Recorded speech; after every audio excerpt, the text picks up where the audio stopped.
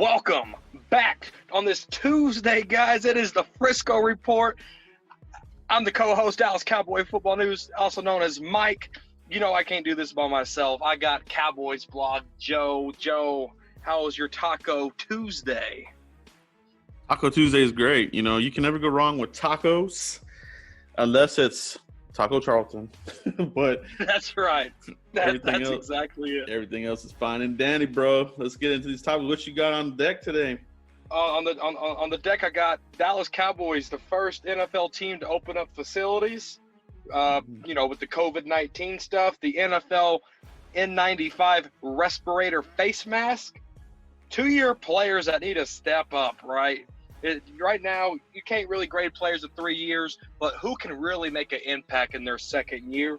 And then we're going to talk about Leighton Vander Esch. He said he's ready to go, but I want to get your take on that. But we'll start with, Joe, the Jerry Jones opened up the facility.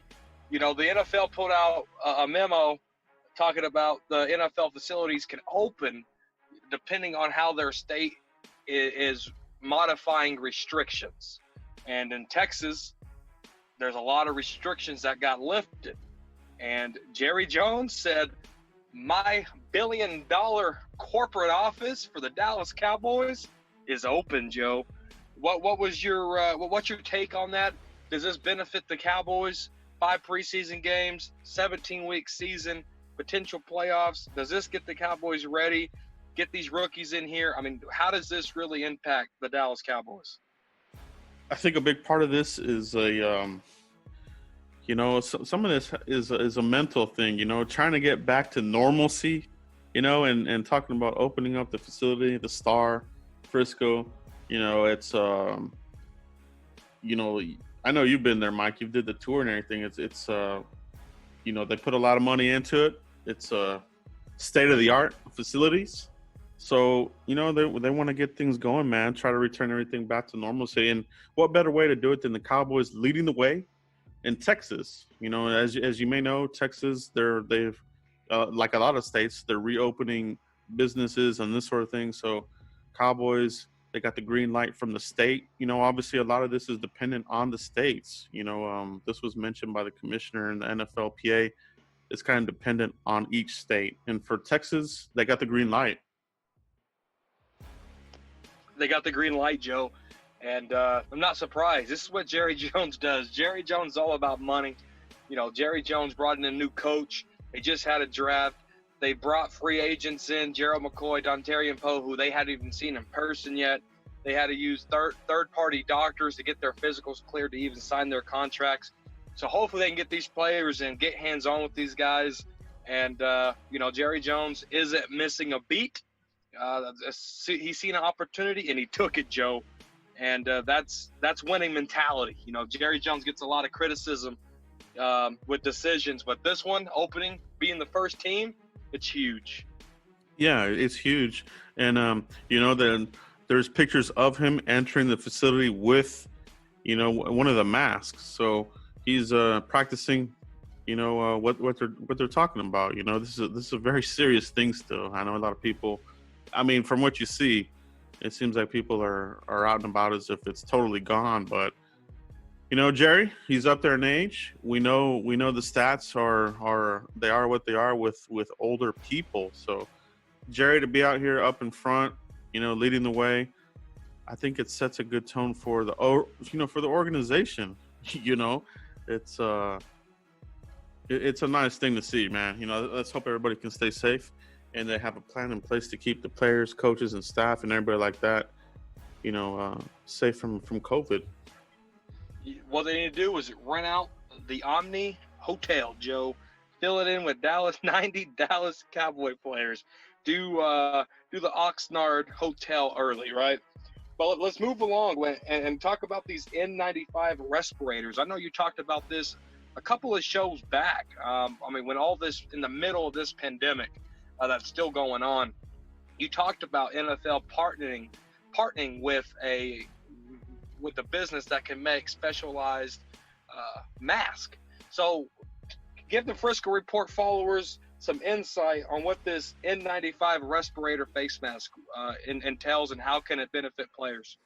Yeah, so I reached out to the helmet maker of the NFL. They have a couple, but the one that they had in place, I didn't hear back from them. But it's not a big surprise. But they had mentioned this. I had received information from the owner's previous meeting that this was kind of discussed at a low key level, knowing that this might be something that they have to do. So I'm wondering, is this going to be something integrated into the face mask? Where they're talking about working with Oakley now. Okay, so we know Oakley makes the visors for a lot of sports people. Whether it's snowboarding, the Winter Games, or NASCAR. That they make a lot of these visors. NFL also. So are they going to integrate that into the face mask? Are we going to see like a Darth Vader type of look where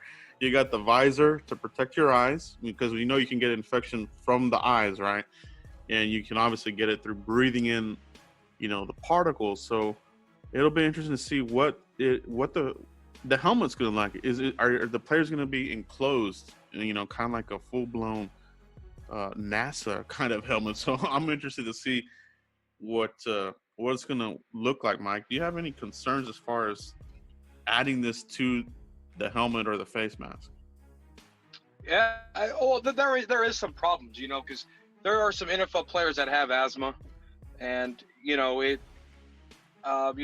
PTSD, stuff like that. If they're abused as kids or whatever, there's a lot of health and mental issues that go into face mask, I with my job and what I do, I have to wear a face mask, and I can't you become mouth breathers, with the mask on, and that's difficult for me. Yeah.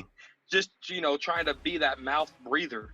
But I hope, they can get, that training camp with it on and really get used to it. Maybe they can tweak it and revolutionize it some type of way for, that a clear airway, because these guys are running fast, they're running hard, a lot of cardio that go into that. So I hope they can really modify this mask where it benefits their lungs, because we don't want players passing out. Yeah, and it is just the early discussions from what they're saying, but I believe that they've been talking about this for a while now. I think it's just more a part of, like you said, Mike, is this going to be a viable issue for players across the board? How will players' performance if they have some kind of mask? We're talking about taking deep breaths here, right? It's going to have to be very durable, and it's going to have to perform under pressure. The helmets get jostled around, hitting the ground, and that kind of thing. So they're going to have to do some quick R&D on this really quick, because, by the time we're already in May, halfway through May. We're about to hit June, July, training camps at the end of July, preseason. So this year is flying by for me. I think a part of it is this whole thing. But yeah, man, I think the turnaround time has to be pretty quick on this. So we'll see what they do there. But it's good to see the NFL being proactive, protecting our players, because, man, of all the sports that are coming back, I got to say, I'm really looking forward to the NFL.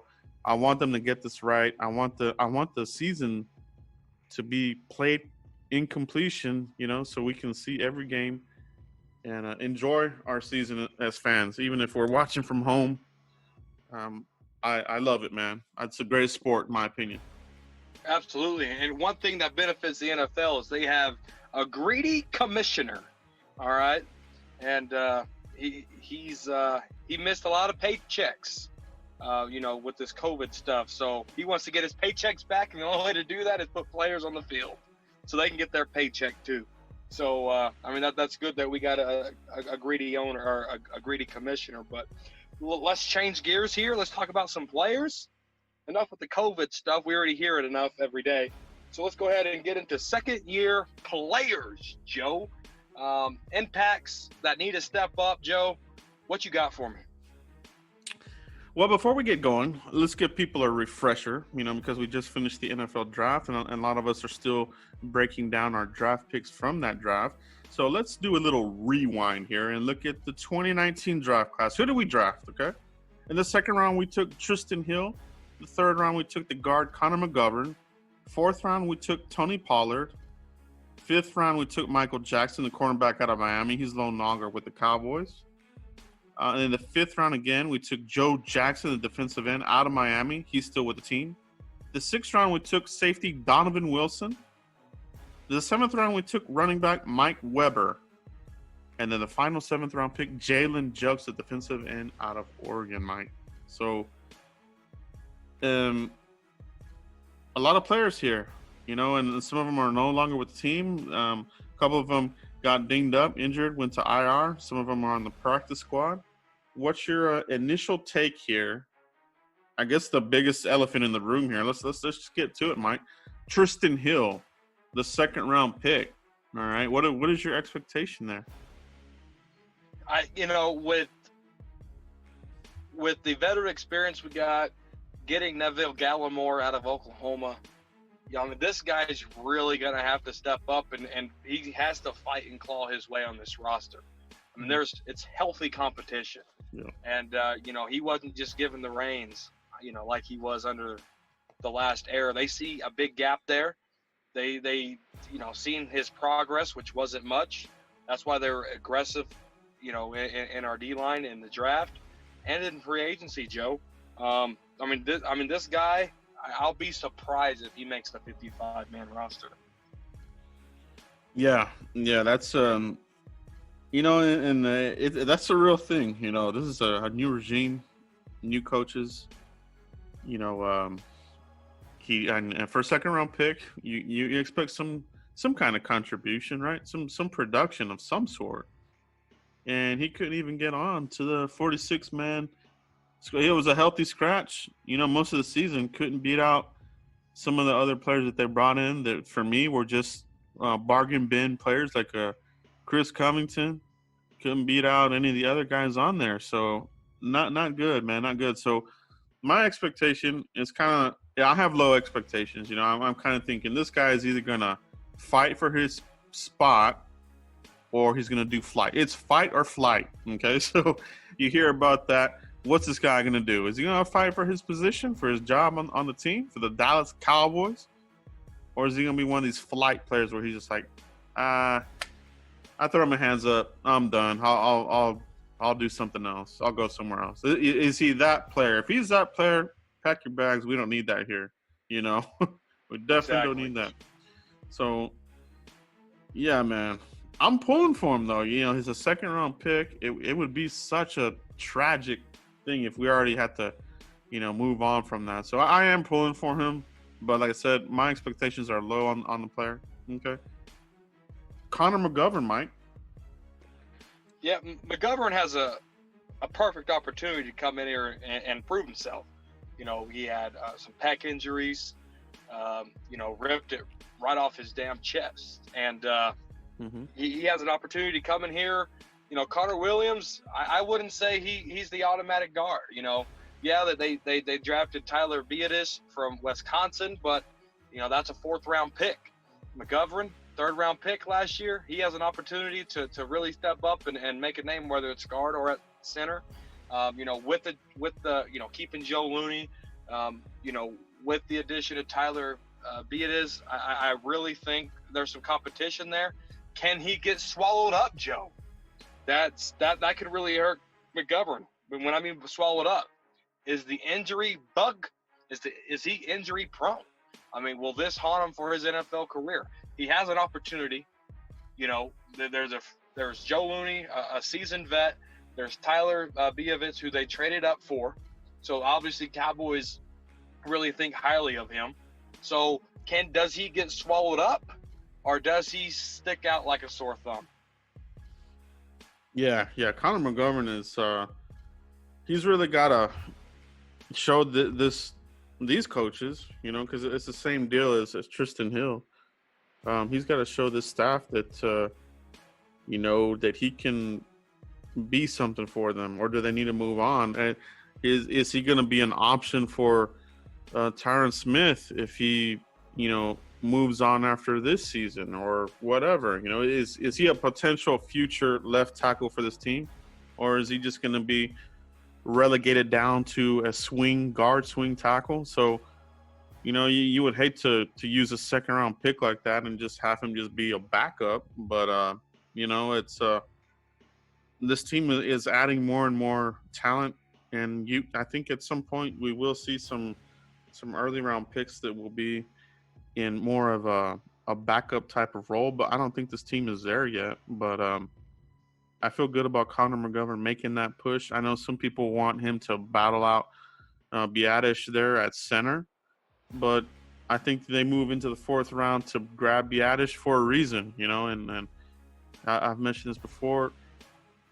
Coach McCarthy specifically went out to a Wisconsin game to check out these O-linemen, liked what he saw in Biadasz, and, I don't see that, it's possible that he may not start the season. They may go with the experience there early with Looney, but ultimately, Biadasz is a 100% center. Okay, you're talking about Connor McGovern. He has the position flex under the Jason Garrett era, and I've talked about this. The position flex terminology is something that was, put onto the fans by the Garrett era. We want this guy to be a defensive tackle / defensive end. You don't have a speciality, okay? You just have somebody that can move between. Connor McGovern, make him a guard, stick him at a guard. You know what I mean? And I think that's what you're going to see here with this new staff. You're not going to see position flex. You're going to see – we drafted a 3 tech, Gallimore. He's going to be our 3 tech. Can he play the 1? Yeah, he can. But I think they're going to put him in there to get after it. Okay, and I think that's going to be the big difference here. I don't think position flex will be as big as it was under Garrett. Okay, so McGovern, I want him to beat out Connor Williams, like you said. He's getting close to getting the injury prone tag, like you said, Mike, and that's a real thing. He's had 2 injuries. The knee, it doesn't hold up too well with power and speed there at the guard position. He is athletic. I like him coming out, and doing pulls and that kind of thing. I think he does those really, really well. But I want to see McGovern win that spot, man. It'd be nice to see. For sure. Now, the ultimate weapon of this draft class is probably your 4th round pick, Tony Pollard, Mike, the running back out of Memphis. Well, let me get your take on him. What's your thoughts on what he did for us last year, and how does he fit into the Cowboys 2020 season? I mean, he fits perfect in a Mike McCarthy offense. If you look at what Mike McCarthy did with Ty Montgomery and how explosive he was in the slot, in the backfield, lining up all positions on Mike McCarthy's offense. Tony Pollard, I really think he's better than Ty Montgomery. And, I mean, Mike McCarthy's looking at TP and he's drooling just on film. Wait till you see the explosiveness, the quick cuts, in and out of field, the breaks that Tony Pollard gives you. He's really going to be drooling and really coming up with stuff with Kellen Moore on how to utilize this guy and not just stash him on a bench, because Tony Pollard can really take the top off this offense. He's hard to tackle. He's explosive. He cuts on a dime. You might see a lot more TP in that slot. If the Cowboys go 5 wide, I wouldn't be surprised if it's Gallup, Cooper, CeeDee Lamb, Tony Pollard, and Blake Jarwin. I really think that's your 5 wide lineup. Yeah. I think he's gonna benefit the most here from McCarthy.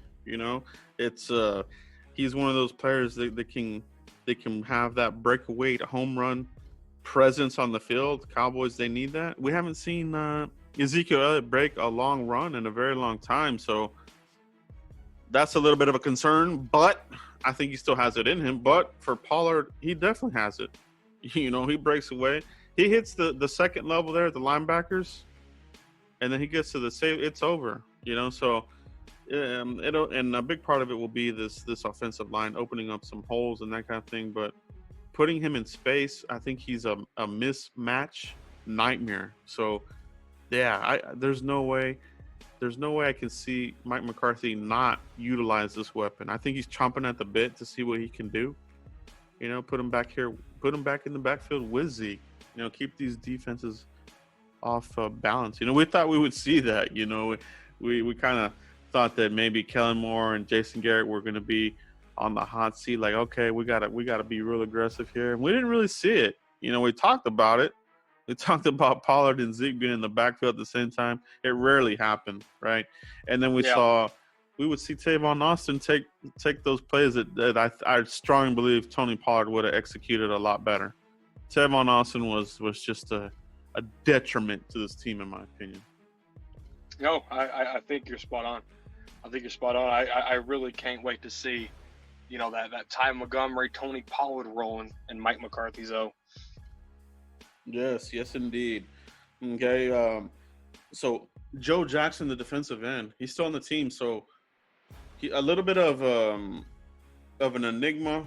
He showed some plays in the preseason and showed some flashes in spot duty, but then towards the end of the season, they kind of shelved him, and we didn't really see much of him anymore. So what is Joe Jackson's role going to be on this? Is he going to have to battle his heart out to make this team? What's your feeling on Joe Jackson here, Mike? Yeah, absolutely. Joe Jackson, when I went to Oxnard last summer, Joe Jackson was probably and could maybe like one or two guys away from being the biggest guy on the football team. I mean, Joe Jackson is huge. I mean, the arms, he almost has a DeMarcus Ware body, just to the length and the size and everything. I mean, it was incredible to see, the so much talent this guy can offer. And you're right. Jason Garrett, they play their favorites. And, Joe Jackson might have not been, quote unquote, one of their favorites. Rod Marinelli's picky. If you don't buy into Rod Marinelli's scheme, you're not going to get a lot of playing time. So, with that being said, I mean, if you unleash Joe Jackson and you give him an assignment D lineman, what I mean by that, it ain't just go get the quarterback. You have an assignment. This is what you're doing here on this play. You're filling in this gap to try to stop the run. This gap. That's how he played at Kansas. And if Mike Nolan knows how to bring that here and not just a free will defensive line that beats you on screens and stuff, Joe Jackson really has an opportunity here to play assignment key defense. And I think that's really going to benefit him. I think he has a good window here. Very good. Very good, Mike. That's very good. I'm glad you got to see him in action there on the field. And Oxnard, that's a great take. Comes from the U. Cowboys didn't draft from the U since pretty much, Jimmy Johnson left. It was good to see them go back there and take a look at some of these players. So Joe Jackson, defensive end, one of the better defensive ends coming out of Miami. They do have a really good player that has some potential here for the 2021 draft, Russo. So I think Miami's going to be getting back here on the scene here with defenders here coming soon. But we have one here in Joe Jackson. Let's hope he can be something for us. I have him making my super duper early 55-man projection. I did have him making it. We'll see how he does here, Mike. Okay. So the next one here, Mike, the next second-year player we want to talk about, Donovan Wilson, the safety. We grabbed him in the 6th round, had a fantastic preseason. It seemed like he was having an interception almost every preseason game that we saw him until he got injured, right? So what's your take here on Donovan Wilson, second-year player out of Texas A&M? He has potential. I'll say that. When we seen Donovan Wilson in real time, couple of weeks late into the year, he almost looked like Jeff Heath in the beginning of his career. He looked a little lost back there. But like I said, that could be coaching. There's a lot of criticism that Chris Richard's getting right now with the way he coached his defense. Yeah. And I'm giving him the benefit of the doubt.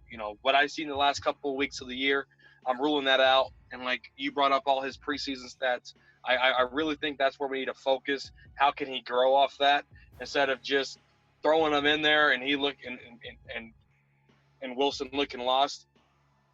Let him work under I'm going to say a real coaching staff, and really see what Donovan Wilson can do, because obviously we've seen the potential, but is he going to be one of those players when the lights come actually on? Yeah. Is it time for him to step up, and does he step up? Yeah. No, that's a great point. That's a great point, Mike. And he is getting his coach from A&M, so he will have, I wouldn't say an advantage, but the coach knows his limitations, what he can do. He can push the player to be a better player, a better version of himself. I love that move by McCarthy. And I think that Donovan Wilson really has the potential to be something here for the Cowboys, where hopefully they don't have to spend, an early pick on a safety. We know fans have been wanting a safety since the dawn of time, and maybe we have one here in the making here. So we'll see, man. The last two here, Mike, and we'll just touch on them here real quick. Mike Weber, the running back, on the practice squad.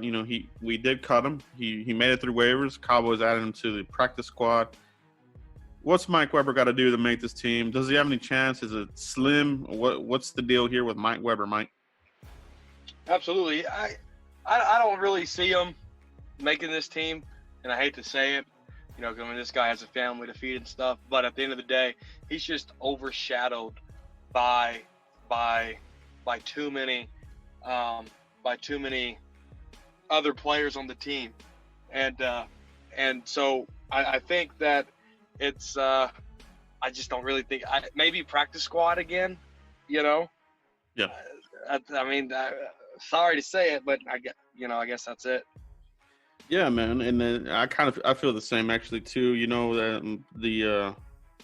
The running back stable is pretty full. You got your thoroughbreds with Ezekiel Elliott and Pollard. Alawale's going to get some competition by Sheo from TCU, so that'll be good competition.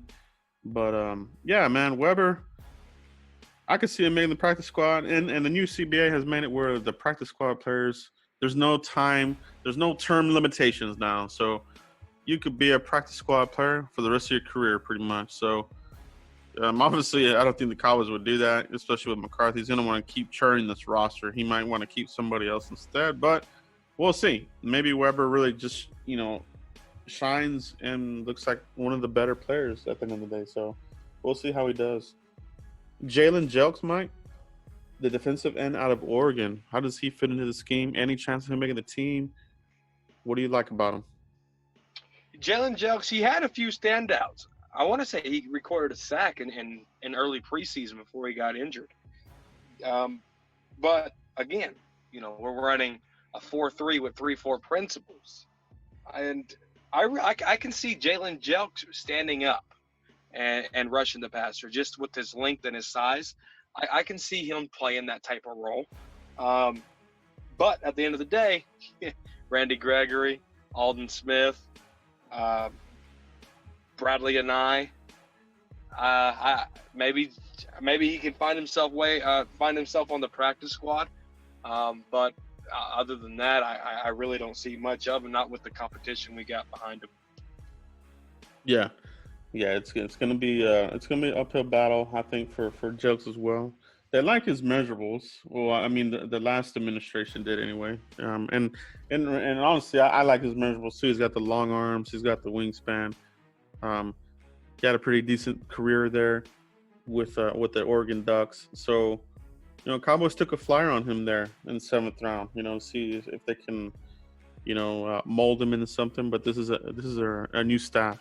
Okay, so we'll see what he does. But if it's practice squad, it is what it is. But honestly, I hope he could push somebody. But we'll see, man. We'll see about Jalen Jelks. Yeah. So there's our thoughts on the second-year players, guys. Let us know in the comment section below, wherever you are. What's your thoughts on these guys? But we're changing gears here to our last topic. Leighton Vander Esch says, "I'm healthy, Joe. I'm ready to go."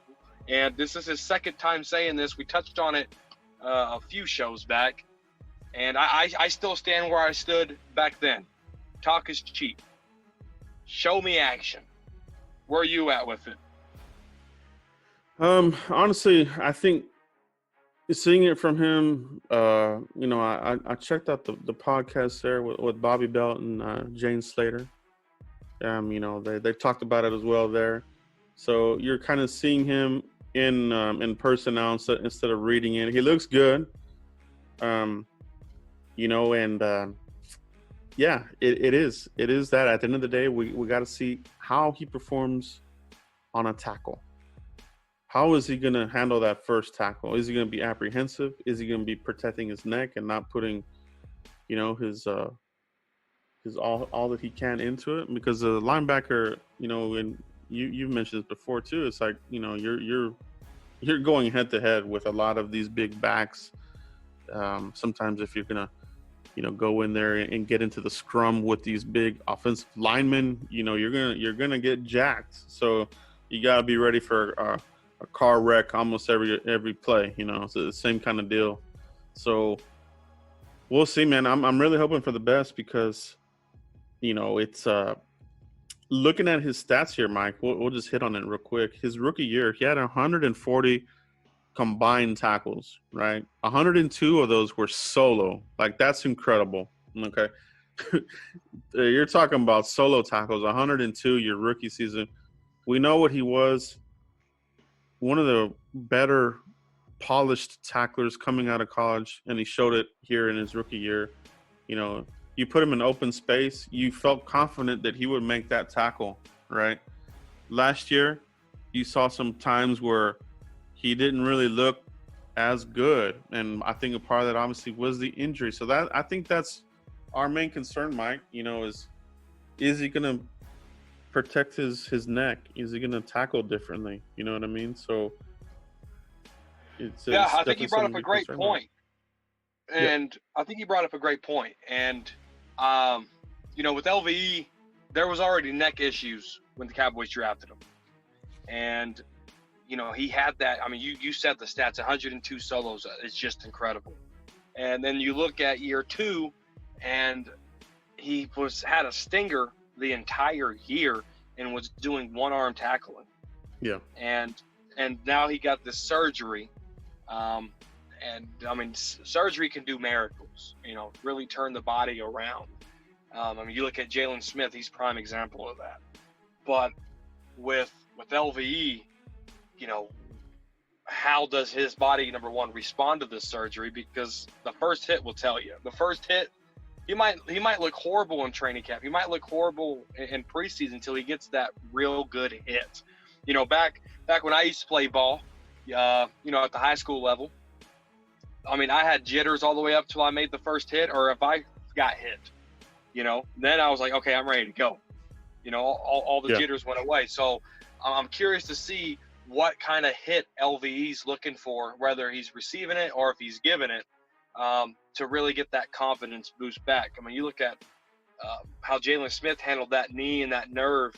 I mean, it took him a while to really get to himself, and he'll admit that.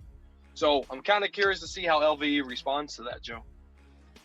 Good point, man. Good point. Is this more of a 2-year recovery, kind of like Jalen Smith, or is he good to go like he's saying? Hopefully it's not one of those 2-year deals. Moose Johnson did say that he had a similar type of surgery, and it took him a very, very long time, and he had to be careful with contact. When Daryl Johnson got his neck surgery, he really didn't have any contact until, I think the season began. So, and then he was never the same. He ultimately had to retire. So I'm interested to see about this, because we really need Leighton Vander Esch to be a part of this team and that kind of thing. So we saw Jalen Smith's numbers went up incredibly as well. So last season, Jalen Smith had 142 combined tackles. That's a lot of tackles, right? A lot of people are complaining about he got the new contract, didn't do anything, which is just false. It's a false narrative. You know, he picked up the slack. He took a lot of tackles in place of Vander Esch. 142 combined tackles. That's up there with the best. You know, I don't know what the numbers are for a lot of the other ones, but that's a high percentage. You know, and and he got beat up all over the place because our defensive tackles that we keep talking about were getting washed out. And Jalen Smith, Sean Lee, these guys were getting beat up by these big guards. So it's going to be interesting to see how this defense looks, man. But I'm very confident in what they've done with the double cheeseburgers, Mike. I think that's gonna help Leighton Vander Esch as well, where he's not going to have to, you know, face so many of these offensive guards coming his way. He can roam around and do his thing. So I think that's going to help out as well. And it was a good investment by the Cowboys. You know, you got to protect your linebackers. You know, if you're investing a lot of money in draft capital with a first-round pick, a big contract with Jalen Smith, you know, you don't want to just put these guys out here to pasture and just get beat up every snap like they were. So that's what it is. Right, exactly. And I mean that's what happened with LVE. You know, I mean you brought up Jalen Smith's numbers this past year, and that's a prime example of it. And you know, they brought in the double baconators, and they drafted one. So I don't see. I mean, that, like you said, I mean, it's going to help our linebackers tremendously, Joe. Absolutely. But, do you have anything else, Joe? I think that's pretty much it, Mike. We covered a lot of great topics here. Keep everybody in tune with what's going on here with the latest news here. Obviously, we talked about Jerry Jones taking a peek here at our second-year players. You know, let's refocus on you know, it's important that your second-year players contribute in year two. So we talked about that, and I think that we're in a good position to see some improvement, and we're in position to see who's going to fight for their roster spot, right, Mike? Absolutely, Joe. And then we have competition. I don't think we really had this much competition. I dare say since like 2007. You know, I mean, there's a lot of competition here on this roster.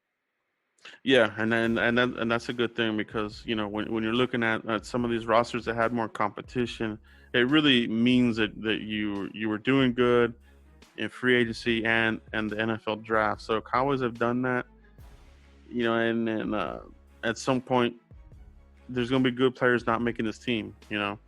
So this might be the first year where we see somebody that we might see a surprise cut, you know, and maybe not a surprise to some, but we might see some surprise cuts, you know, because as much as people get attached to some of these names, we got to keep coming back to it. This is not Jason Garrett's team anymore. It's Mike McCarthy's team. And it seems like he has a pretty good rapport there with Jerry Jones, Will McClay. So roster moves will be made. We're not going to have the same people making the team year in and year out, you know, because of the competition.